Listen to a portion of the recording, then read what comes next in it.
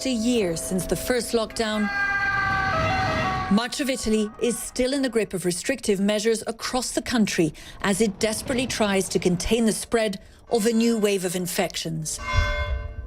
For the government, it's been a challenging balancing act between protecting citizens' health and reviving the country's economy.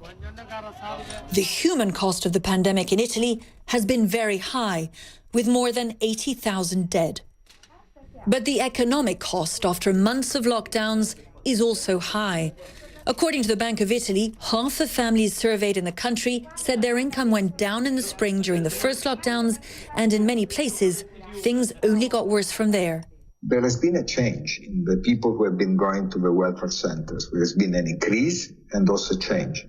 So right now we have way more Italians than before. Before there were more migrants.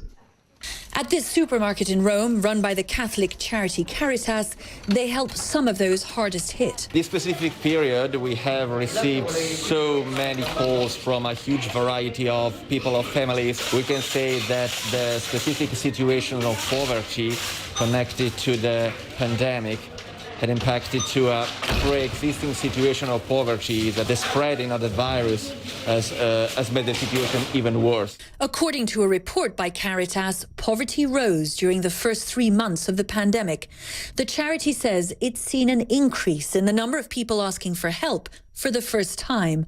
These are the so-called new poor, 30% of those they helped. We went from a very normal situation, like most people, to finding ourselves suddenly without work. My husband is on furlough, but the money didn't arrive, or it arrived after a very long wait. And we found ourselves facing extreme difficulties. We have children and a family to take care of.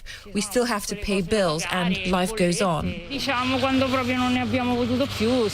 We couldn't manage financially anymore, so we went to the church and asked for help.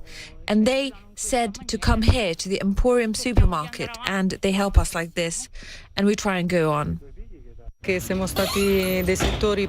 Our sector was very hard hit. They shut down all the fairs, so we were completely out of work and only have the welfare check to live off. This has been since the summer. But there is some hope.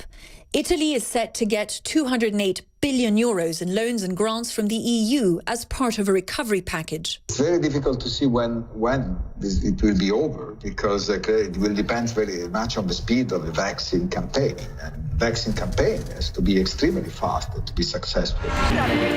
The government's first wave slogans promoting resilience have given way to a sense of fatigue with no clear end in sight, especially for those struggling to make ends meet. A return to normality feels a long way away. Melissa Bell, CNN.